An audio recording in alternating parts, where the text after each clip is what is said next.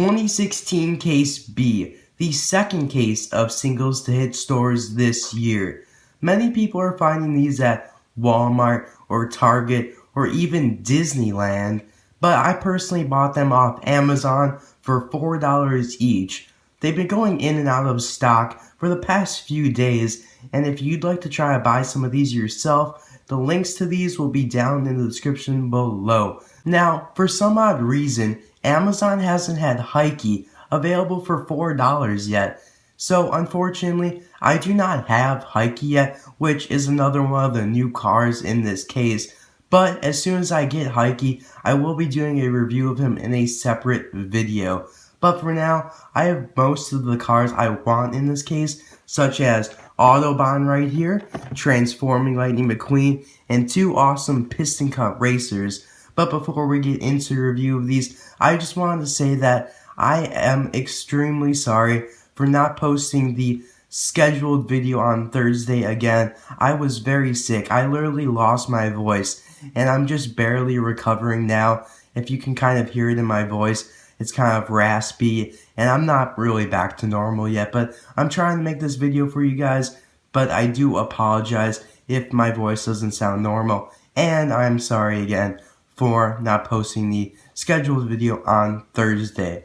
So now let's get into a review of each of these packages. So here we have Otto Bonn in a brand new series for 2016 called the World Grand Prix Pit Crew. As you can see, he's number 4 out of 9, and this series is supposed to have some pretty cool stuff in it. We're going to get some World Grand Prix pitties, apparently Francesco's pitty and Jeff Gorvet's. There may even be some other ones like Nigel Gearsley's, but we don't really know for sure yet. The description for the series reads, "Behind every famous World Grand Prix racer is a pit crew skilled in racing know-how. Their mission? Get the racer across the finish line first." And we can also see that Giuseppe Motorsi and Austin Littleton will be released this year. So now we also have Transforming Lightning McQueen, another new release in the Dynaco Daydream series, number 1 out of 9. On the back here, we can see the 2-pack of Dynaco Mia and Tia, the Deluxe Dynaco Showgirl number 1, and Lightning Storm Lightning McQueen. Both have been released already. And we have Tex Dynaco as well. Very nice picture of Lightning Storm McQueen right there. And the description reads, "Rookie racer Lightning McQueen daydreams about the glitz and glamour a Dynaco sponsorship will bring him." Very nice series. This series will have some awesome releases. We're getting all 3 of the Otto Bonn Society cars. Now we have Claude Scruggs, also known as Leakless, one of the first ever to be released Piston Cup racers, and he is number 4 out of 14 in the Piston Cup series. And on the back it shows Lightning McQueen, Chick Hicks, The King, and James Cleanair, who is Vitaline. And it shows the inaccurate picture of the Los Angeles International Speedway, and that's inaccurate because Vitaline and Leakless here and a bunch of the other Piston Cup racers in this series never actually raced or appeared at the Los Angeles Speedway. They raced at the Motor Speedway of the South, so they should really have a picture of that. And the description for the series reads, "The King, Chick Hicks, and Lightning McQueen compete in a tiebreaker race to win the Piston Cup Championship." And finally, we have Davi Apex, aka Revolting. And now I absolutely love the card art they gave Davey. It's never been seen before and just looks so good on him in my opinion. So he is number 6 out of 14, also in the Piston Cup series of course. And on the back here it's basically the same as Claude Scruggs, but we also see Hall Ingas on the back and Claude Scruggs himself. So I'll be right back with Otto Bonn and Transforming McQueen out of the package, but I will be showing my older versions of the 2 Piston Cup racers. So I'll see you guys in a sec.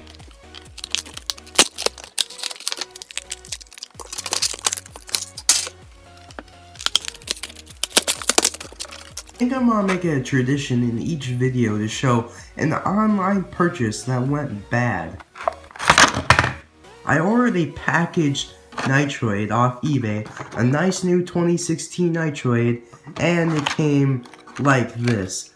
Probably because the seller shipped it in an envelope instead of a box with packaging material. Way to go, seller. Start with Claude Scruggs. Now, there aren't really any differences between this older version and the new version, except for the fact that the eyes on the new version are flat instead of being raised.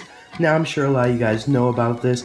Mattel is changing a lot of their cars' eyes from being raised, where there's like a depth feeling to it, to just being flat across, which is kind of unfortunate, but I personally don't really care either way. But I guess they are trying to save money, so it's not really an improvement. That's what I'm trying to say. So you can kind of see it there, but it's not really that much of a difference. So now let's get into a review of Leakless here himself. So on his hood it says Leakless Adult Drip Pans, and he's number 52. Some very nice detailing. He's got like some black blobs that just get smaller that lead into the back here, and also on the back he's got Leakless Adult Drip Pans, watch your wheels. So a pretty nice slogan. Some of the racers have those slogans, some don't. And I really like the color scheme on him. He's got like yellow, then it goes to white, and then black. Very nice. He's got yellow rims, Lightyear tires, and some of the other Piston Cup sponsors there, also sponsoring himself as well. So, a pretty cool racer, like I said in the beginning of the video, one of the first ever to be released back in 2006. So, now, here we have Revolting, number 84, and his actual name is, of course, Davi Apex. And same case with Leakless, that is with Revolting as well. He now has flat eyes on the new version, but other than that, they're exactly the same. No really differences or anything. So Revolting hasn't gotten that many releases over the past 10 years, but I believe his first release was in a 4-pack around 2007, 2008, and that's when I first got him. And unfortunately, mine's a little scratched up. I never really played with it or anything, but I guess it's just scratched up because of age. So I'll probably buy a new one if I see it in a store, or maybe try to get another one off Amazon. So another really cool racer, number 84, the same number as the Apple Racer. And on his hood, he's got Revolting, rebuilt alternators. So he's kind of got like an electric logo for the E there. I'm not really sure what the product Revolting has or anything, but it has something to do with alternators, I guess, which I have no idea what they are. I'm not really that knowledgeable about car and parts or anything. I just know about the Disney cars. And so he's got a nice color scheme. It's kind of like black, white, and a dark maroon red here. He does have a catchy slogan like Leakless does, but has some nice details on the back here. Pretty cool. I can't see, there's a nice chip right there on the spoiler. Kind of ugly right there, so I'll probably be replacing this one. So that was basically all for Revolting, a pretty cool racer. Next up, we have the new release of Transforming Lightning McQueen. Now, if you remember back in August, I actually did a review of a Transforming Lightning McQueen I bought off eBay from China, and that version turned out to be kind of like an early stage prototype because it's not the actual version that got released. As you can see, this version has a blue window and is missing the Rusty's logo on the back bumper here. And so those things were changed. We got a black window now and the addition of the Rusty's logo. So those are the only differences I could spot. So, this version of McQueen appeared in the first Cars movie when the king is giving advice to McQueen, and McQueen starts daydreaming about if he won the Dynaco sponsorship. So, it has the red Rusty's McQueen just levitate in the air, and this blue wave just rushes across him and transforms him into the Dynaco McQueen. So, this is basically just freezing it, pausing the transformation and stopping it where blue is half and red is the other half. So a pretty creative release in my opinion. Now, unfortunately, Mattel screwed up the art on the card here. It actually has the blue as the back half and red as the front half, and in the movie it was actually the opposite, so the diecast is actually correct. So it's just a little unfortunate how they have the card contradicting the diecast, but other than that, it's a pretty cool card.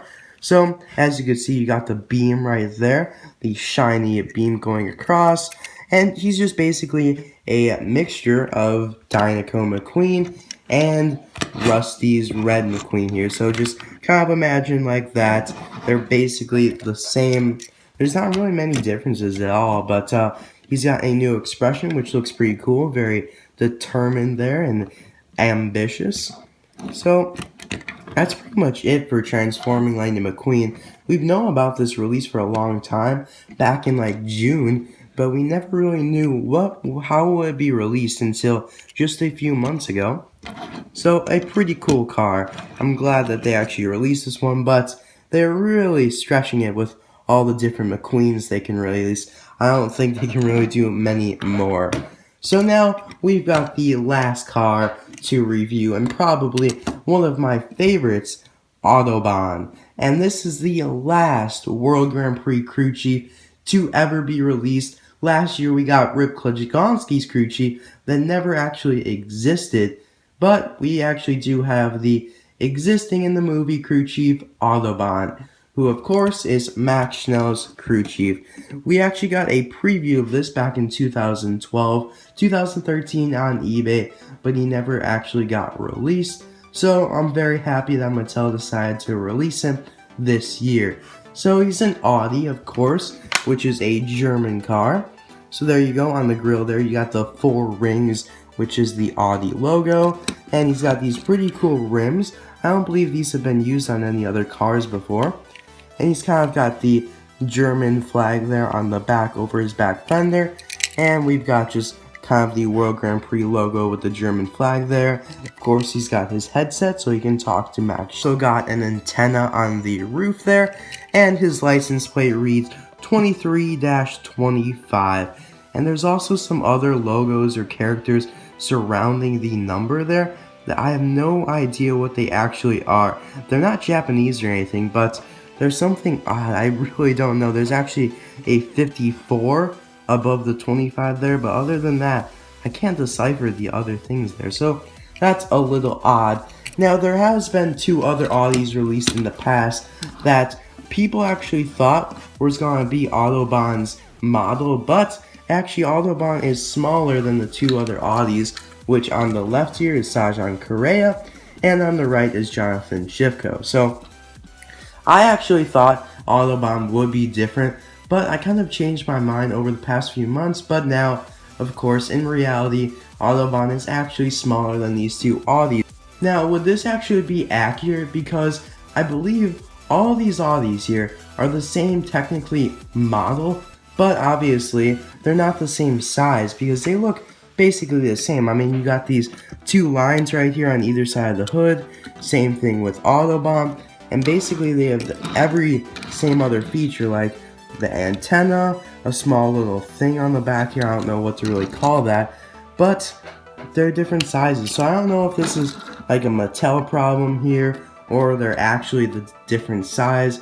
I don't really know, but I like Otto Bonn. I'm happy he finally got released. So no complaints coming from me, I guess. So that is all for this video. I'm sorry for all the cuts. Most of them are just because I started coughing or something, so I am sorry about that. But thank you guys for watching this video. I hope you enjoyed. I'll see you guys hopefully tomorrow for the Valentine's Day special. I can't guarantee it'll come out, but if I'm feeling like I am now, I should be able to record it. So thanks again for watching, and I'll see you guys next time. Bye now.